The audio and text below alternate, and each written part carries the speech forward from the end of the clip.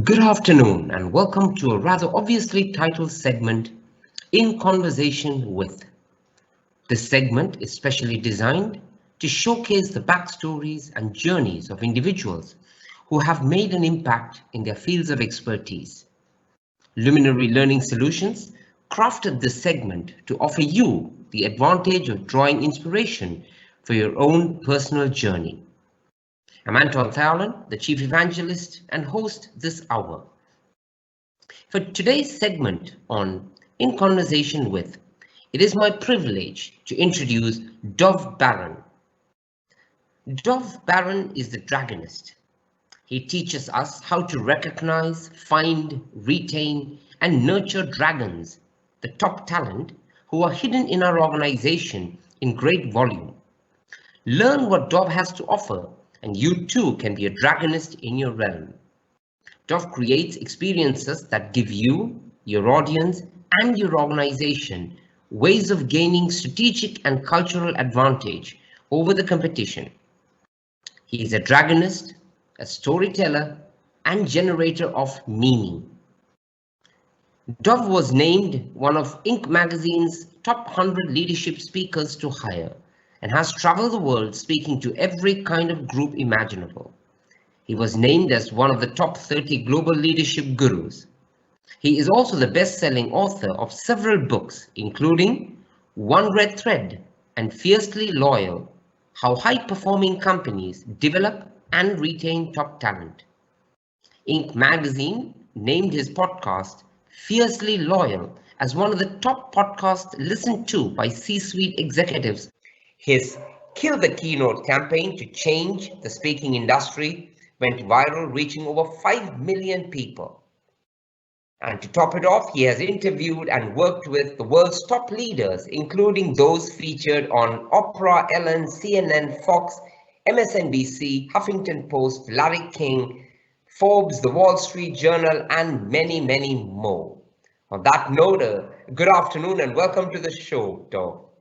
Thank you, Anton. Pleasure to be here. It's an honor. Thank you so much. I appreciate you inviting me on. I appreciate your patience with our time differences and our technology differences. And I am honored to be here to serve you, to serve your audience in any way that I possibly can. Thank you. And it is an honor and a privilege, Dov.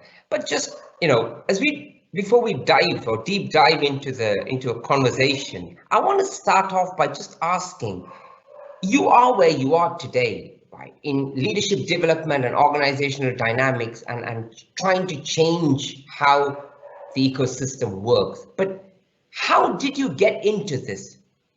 I'm very curious to find that out. It was a Tuesday and I turned a corner and I was in there. Brilliant. Not quite like that. Not quite like that. What happened on that Tuesday? Yeah, exactly. My journey is a rather non-traditional one in that as a young boy, I began to study metaphysical studies, ranging from Vedanta, Hindu philosophy, Buddhism, the Tao, Gnostic and Coptic Christianity, and Kabbalah. I studied religious philosophy for many years, and then found that I was meeting a lot of people who were spiritually very aware, but kind of stuck. So I started studying psychology. I became interested in psychology. I studied with many great teachers, studied Jungian psychology, family dynamics, and what's called attachment theory. And from there, I became a Jungian therapist and became frustrated with people who wanted to complain about the things that were going on in their lives, but not doing anything about it. So I'd met all these, spiritual people, I'd met these psychological people, and it wasn't working. So I started studying what was called the psychology of excellence. Now, psychology of excellence today is called leadership. And that's what I started to study. And then in 1984, I stumbled into the beginnings of neuroscience and the study of quantum physics. And I started to put all those things together. And at that time, I'd already lived on 3 continents and I'd had businesses on 3 continents. So all these studies were going on the side. And it was always interesting that people who were in my business that I would know would ask me, well, what's your insight on this? What's your thoughts on this? I never considered being in the leadership space, never considered consulting or any of that. And then I just got this opportunity from a friend of mine to come speak for his organization to his management teams who were of a national menswear company. I did, and it was powerful and it was impactful for them and for me. And that was where I got the mainline hits, and I became addicted to serving the way that I serve today. So that was that's the Reader's Digest version of it. I mean, I understand that you are passionate about people, and we all agree there is potential in people, right? And people matter. So whether you realize that potential or not, I guess it's a huge conversation in itself. But there are plenty of people, and I've worked for organizations, multinationals, and I've worked with, and you realize there are plenty of people who don't want to realize that potential, who are happy where they are, who clearly don't want to push their boundaries. And that's on one hand. Yep. And then you've got, on the other hand, people who know their potential, who are arrogant, full of themselves, who just don't want to take feedback. And I guess these are the two ends of the spectrum, right?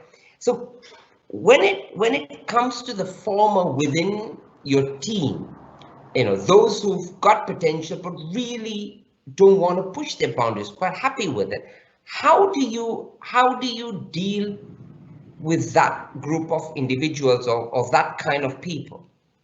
Well, the question you're asking is actually a very complex question, and I want to try and break it down and sort of unpack it a little bit. So first of all, I'm going to say something controversial, and that is this: potential is a waste of time.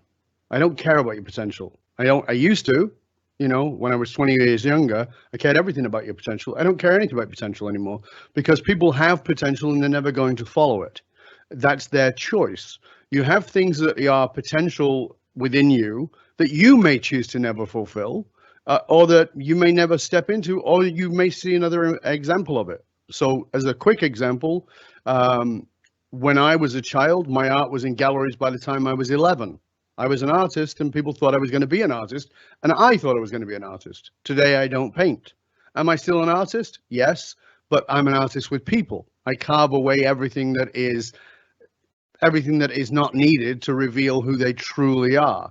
Like Michelangelo said about the sculpture of David, the job is to trip away everything that is not there, that is not important. So that potential is just one thing that remains inside of a person. The willingness to fulfill it is another. So to address that part first, you have to ask, why do people not want to fulfill their potential? Why do they say, I'm good? And the answer is for one of two reasons: that they are fearful of losing what they have, which is a massive driver in humans.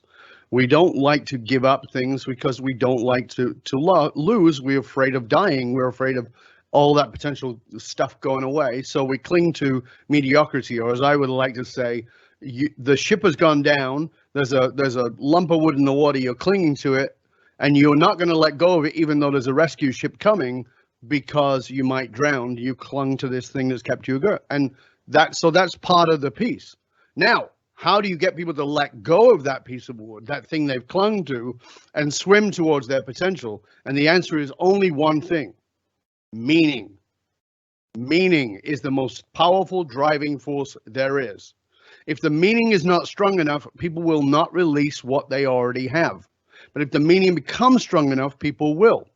So if you can fire up your people and have them connect to the meaning of what it is that they're doing, to the meaning of their potential, and tying that meaning to what it is you do as a company, as an organization, that is when they will step into their purpose and really step into their potential and make a difference. Well, I get what you're saying.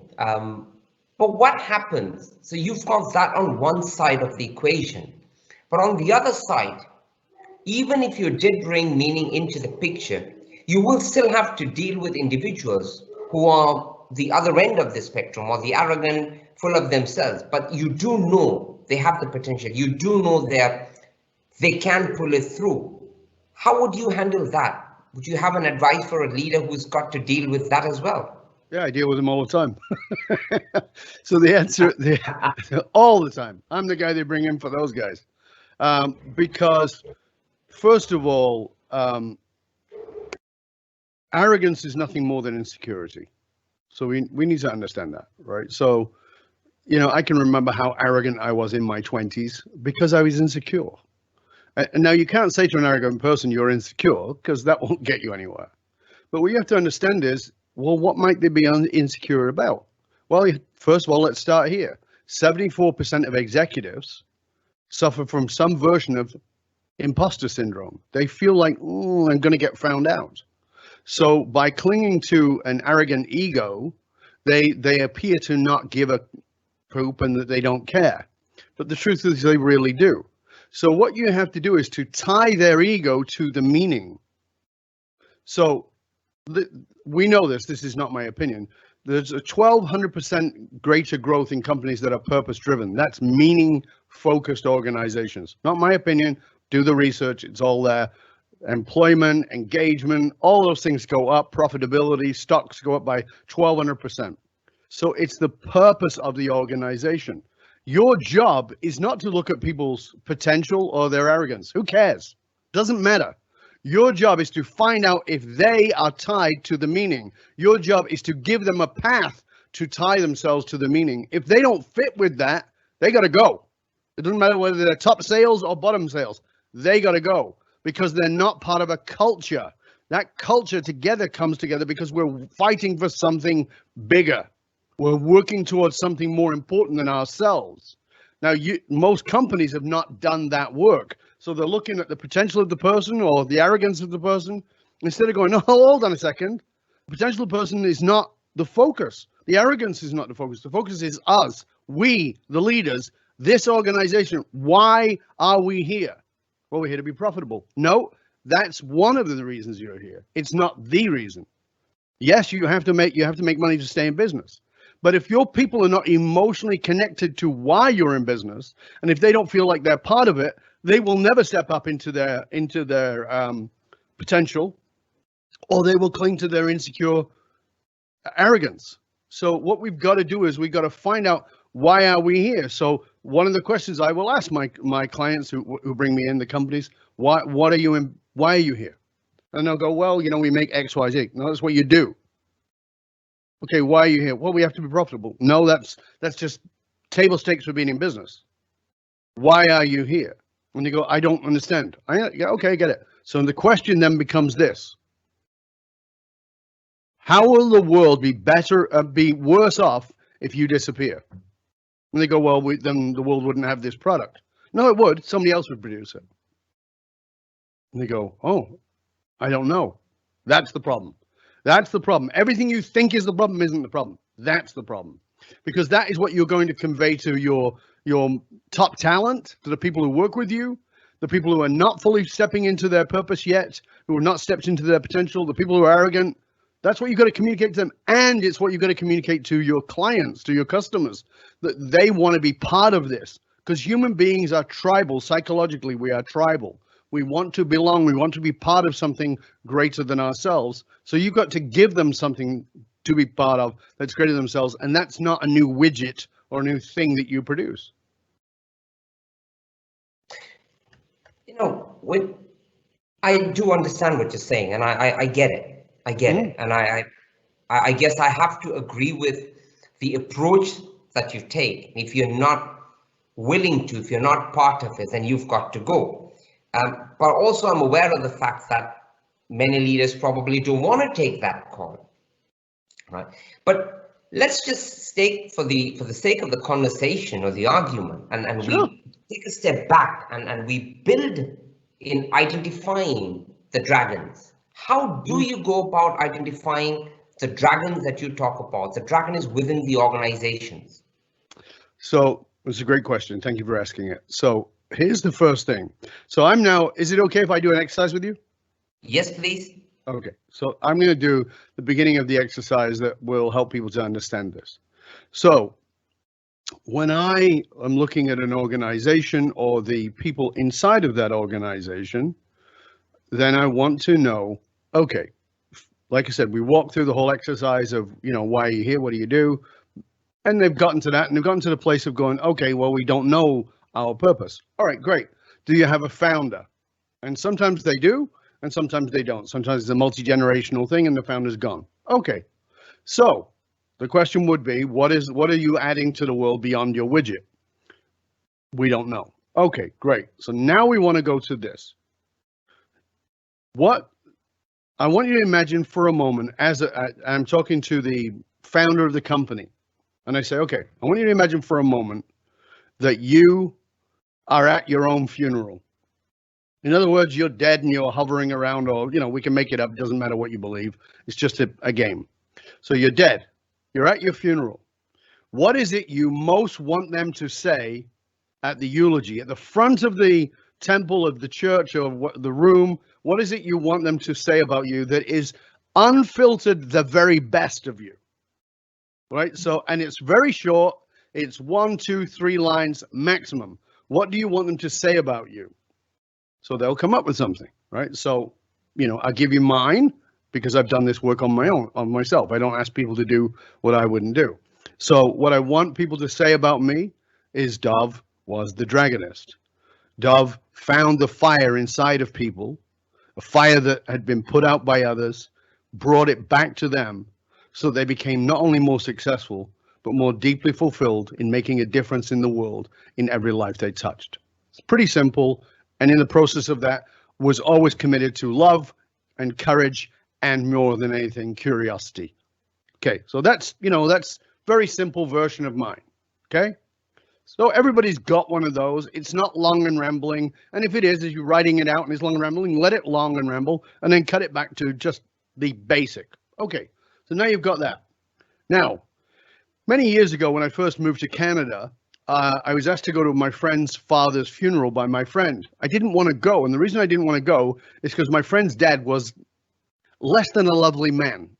He had been very cruel and mean to my friend when he was a boy, and I knew the story. And I said, well, why would I go? And he goes, I want your support. Would you come with me? I said, on one condition. He said, what's that? I said, can we sit at the back of the church? And he said, sure. So at the front of the church, somebody told a eulogy that was beautiful. It was wonderful about this horrible man. And what they found a single element, and the element was that when he was a young man, he paid the neighbors rent because they didn't have the money. So it made him look like a very generous man. With single act. Because that's how we tend to look at people. We want to, when they die, we dry clean them. We take out all the dirty spots and leave just what's good. But at the back of the room, I could hear the whispers. I could hear what people were whispering. I could hear the truth that they were saying, that I know that man would have been horrified to know that people realized. So my question to my clients, or my potential clients, is, what are the whispers in the back of the room?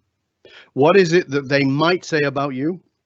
What is it that they could say about you? What is it that you most fear they would say about you, even if it's not true? And you begin to say that. So when I did that work on myself, I told you my eulogy, and now I had to do the second part, which is not as pleasant. I went, okay.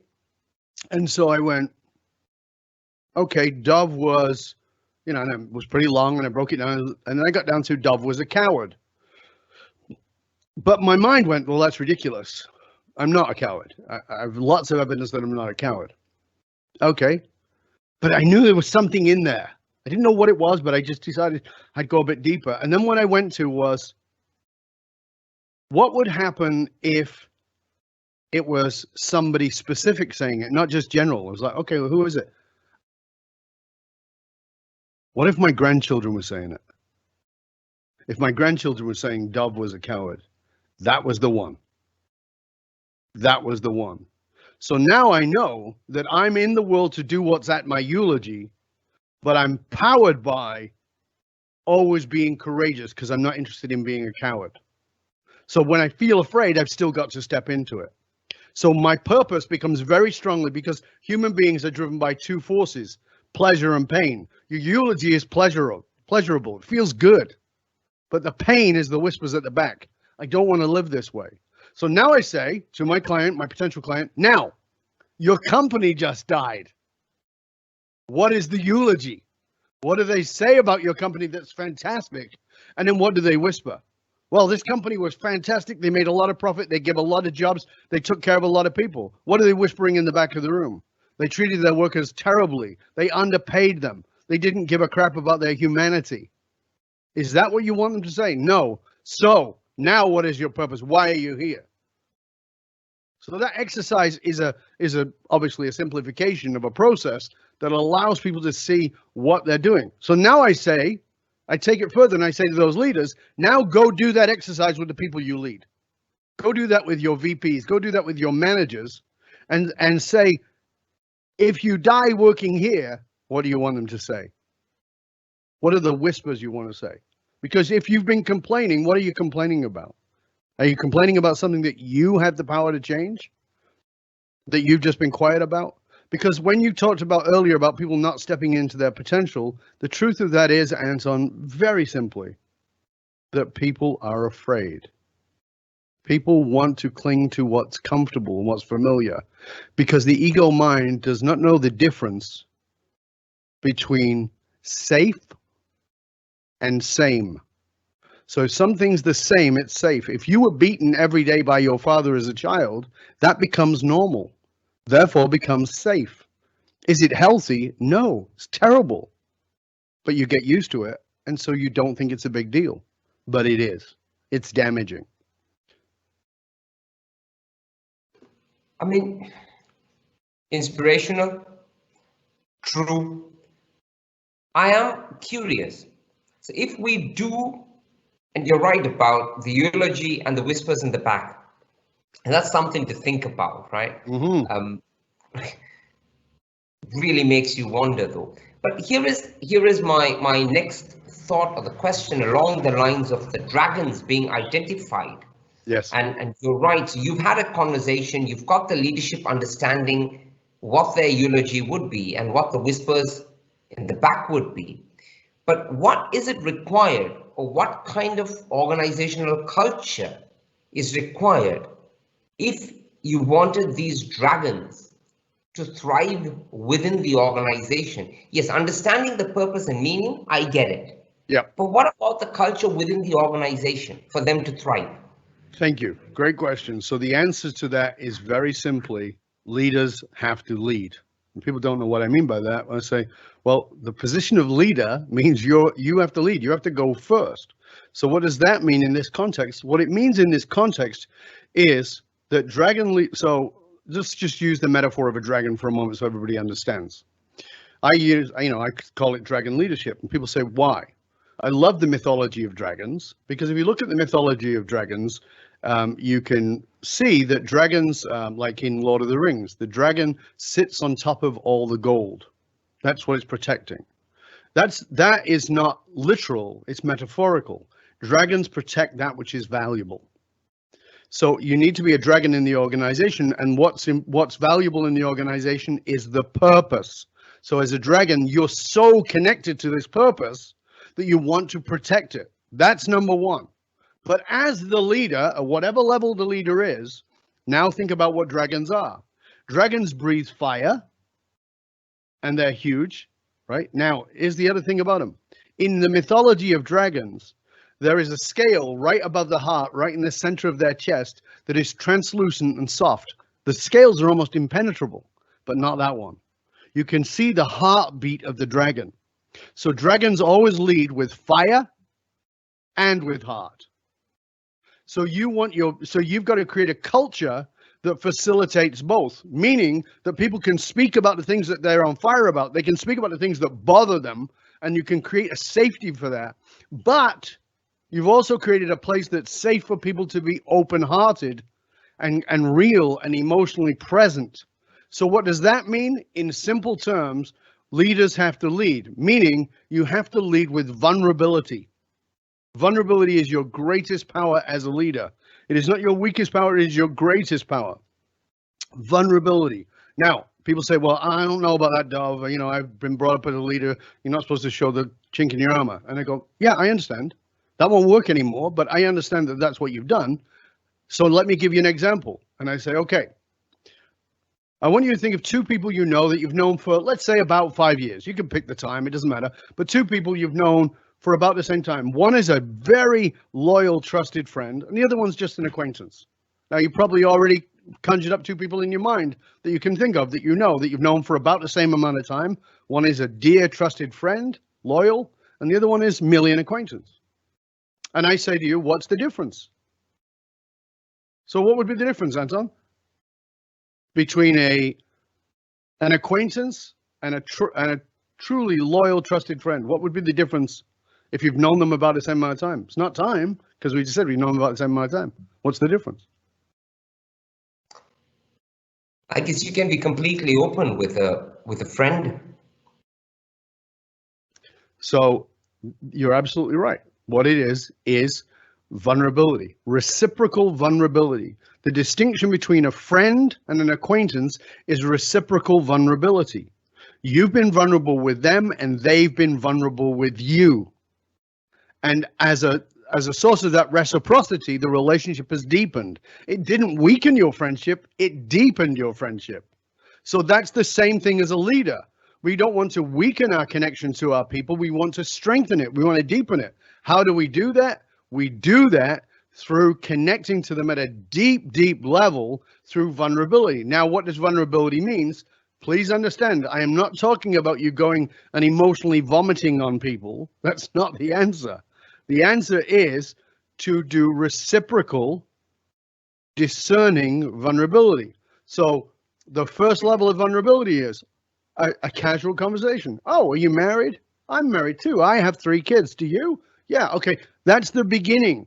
And then we start to take it further. And if you are a good leader, you are paying attention to your people. You should be learning how to read their emotional cues on their face and on their body and watch for their discomfort and find out how you can make them comfortable.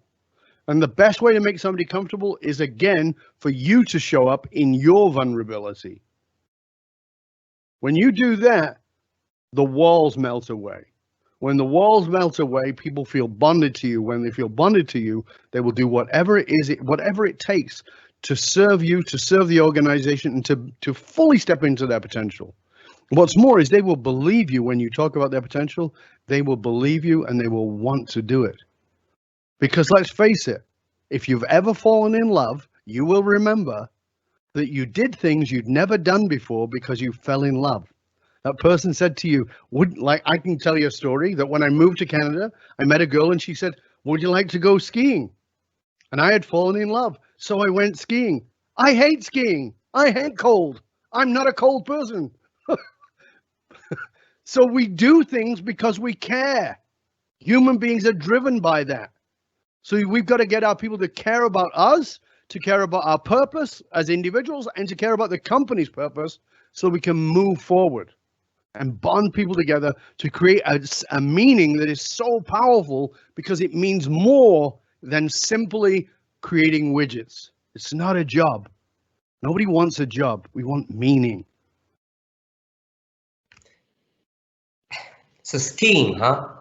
Right. So vulnerability is often seen as a sign of weakness, and you've nailed it by taking us to the other side of vulnerability, or the real picture, which is it is actually a strength in itself. And I guess that's a key leadership quality that you would love to see, or one would love to see within leaders, right? Now, earlier on in the conversation, you mentioned 2 things about individuals. One was the vulnerability, and the other was loyalty. And I know I'm mindful of time, but I'm just trying to dig into that. And interestingly enough, you wrote a book on it too, which is Fiercely Loyal: How High-Performing Companies Develop and Retain Top Talent, right? Yes. When you say fiercely loyal or fierce loyalty, right? How is that any different to loyalty? I don't know. Loyalty anyhow goes into extreme, deep situations with individuals within a boss and an employee. Ethics get questioned and so on and so forth. Yeah. But you've dived into fierce loyalty. How do you define that? How is it any different? Well, so loyalty is I'm loyal to this up into something better. That's what loyalty is. So loyalty in our old world was the employee will be loyal to us because we pay them well, or we pay them above market, right? And so they will be loyal. What we now know is that that doesn't work. It does work, but only to a point. And then it stops to work because it's just loyalty. It's not fierce loyalty. Fierce loyalty is an emotional bond to the organization and to the leaders. It's an emotional place. So one of the challenges with organizational leadership is we think it's logical. It's not. Human beings are not logical. We love to tell ourselves that we're logical. We love to tell everybody else how logical we are, and we are full of it. That's not what we are. Every decision you've ever made, I know I'm going to get resistance on this, but it was emotional first. You told yourself, you rationalized why you made the decision, and you had logic around that, but that rational lies is just that, rational lies. They're just rationalizations of your emotional decision. That's not bad, as particularly if you have done the work on yourself to develop your own emotional intelligence, your own emotional maturity, and you have done the self-examination so that you know your purpose. Yes, then, of course, great, fantastic. But even then, it's still understanding that that's what's driving you. So by connecting people's emotional connection to you, to the organization, you get fierce loyalty. What does that mean? Well, here's what it means. People will go, let's just take the most famous entrepreneur of our time, or of the last generation, Steve Jobs. People went to work for Steve Jobs because he was Steve Jobs. There are many people today, if Steve Jobs would arrive today, would people go, people say this to me all the time, would people go work for him? The answer is yes, they would. Would they be loyal? No, they would not. They would go to work for him because he is a persona. He's something you want on your resume. People go work for Apple today. They go work for Google today. They go work for Elon Musk today. But it's a resume filler. It's an important piece on the resume. But these people are not fiercely loyal. People, Jobs couldn't get people to be fiercely loyal today. It wouldn't happen because people want to be part of something that matters where they matter. Fierce loyalty is the emotional connection to the leader and the emotional connection to what we are about. As you know, I advise political leaders as well as business leaders, and people ask me, how did Donald Trump become so popular? And the answer is he drove fierce loyalty. It doesn't matter whether you and I agree with it or not. That's not the point. It's only as an example. People did crazy stuff because they had fierce loyalty. What was the fierce loyalty? It was the emotional connection. Now, you can say it was crazy, you can say it was smart, doesn't matter what you say. The fact of the matter is, it was evident that there was fierce loyalty, emotional connection. He went out and specifically drove fierce loyalty. And I believe that we will look back over time and we will point to this particular president of the United States and go, that guy was masterful at that. You may not have liked him, you may not have agreed with his policies, you may not have agreed with what was driving it. But how he did it was masterful, because he got sane people to do insane things. So how about you're a good person driven by good things, and you get your good people doing even better things. That's what it is. Get them emotionally connected. You know, you introduced yourself as an evangelist for this show. Well, that's what you want your people to be. You want them to be evangelical about your organization. Now, because we have this talent pool, and you want the best people to come to you, how do you get the best people to come to you? Do you advertise? Do you put ads on Facebook? You could do all that. But you know the best form is that the people who are leaving you are not leaving you for a better job. They're leaving you because they've moved on their career. And they will go out in the world and they'll say to their friend, hey, Bob, Susan, you got to come work for Dov. You got to come work for Anton. They are fantastic guys. They are so purpose-driven. Their organization is purpose-driven. You're going to feel like you're part of something bigger, and they are going to give you every opportunity to grow. They will become the evangelists for your own organization, even though they're moving on. That's what you want. That's legacy for you. And That's exactly what it is, legacy. And I can't argue with that. I can't argue with that. So Dov, thank you. I am mindful of time. But a closing question. Where to from here? In the context of what? In the context of America, in the context of India, in the context of Russia, in the context of business. What's the context? Give me context. I guess I would want to know. Well, you've done the drive to change the speakers. You've done this drive to ensure people look for the dragons within organizations never heard of before. You've equally driven the message about the dragon per se and the vulnerability that leadership should have. What is your next drive, I guess is my question. For me, I'm still always driven by my purpose, which is to find that fire in the individuals, to find that fire inside of an organization that they've never even considered. So one of the biggest delights for me is, I was actually asked recently by a good friend of mine, what's the best compliment you can get for your work? And I said, it's always the same, that as a result of this work, not only is my business transformed and we're more successful, but we're all more bonded, we're all more connected. And here's what I didn't expect of. I'm a better husband, I'm a better wife, I'm a better partner in my life, I'm a better dad, I'm a better mom. Because here's the thing, and this is, I think, so important. We have been conditioned to believe that vulnerability is weakness, but we've also been conditioned to believe that you're a leader at work and then you have to leave that behind and go home. Or whatever you are at home, you leave that behind. That doesn't happen. If you're a rat bag at work, or you're dealing with a horrible situation at work, you're taking that home. And if you're not being a good partner at home, you're taking that to work. The development of you as a human is what matters. And when you understand that, you become committed to being a better human.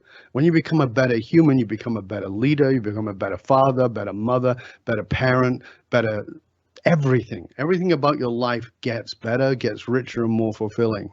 And so for me, that's always what's driving me. As you know, I have 2 podcasts. One of them is called Curiosity Bites. I have another one called Leadership and Loyalty. It's the #1 podcast in the world for Fortune 500 listeners. But my other one is Curiosity Bites because that is the driving force of my life. I believe, it's my belief, it's not the truth, it's my belief, that curiosity is the cure for the world. When you look at the problems inside of your business, don't say, well, we've got, we realize it's this. No, give that away for a minute. Just go, I wonder if I could get curious about it being something I've not thought of. Get curious about the people you disagree with. Get curious about the people on the other side of the argument. When people say, well, is the answer to ask questions? No, questions require answers. And as soon as you get an answer, somebody's going to be wrong. Curiosity requires a deepening of understanding. So become curious, my friend. Stay curious, my friend. Stay curious. As you do that, your business will grow, your leadership will grow, you will grow as a human being, and you'll be able to fulfill your purpose. That is what I'm driven to every single day. Well, that was us in conversation with Dov, the Dragonist Baron. Dov has been featured on CNN, CBS, Small Business Pulse, SHRM, Yahoo Finance, the Boston Globe, USA Today, Entrepreneur, CEO World, and Inc. This was an hour designed to bring inspiration through the backstories of modern day icons. And if there's ever an icon, Dov, the Dragonist Baron, is one. Thank you, Dov, so much for carving out a moment in time from your undoubtedly busy schedule. And I can honestly say this was a thrilling ride and an inspirational moment. So we really, really are grateful that you could spare us a moment from your time to have this conversation with us. Thank you. It's been an honor and a pleasure. So do watch our social media spaces for the links to join in. And if you've missed part of this conversation, it'll certainly be up on our YouTube channel. So do visit, do subscribe, and hit that notification button to stay updated, and remember to share. With this, I bid you a wonderful rest of the day. Stay safe, stay productive. Stay curious.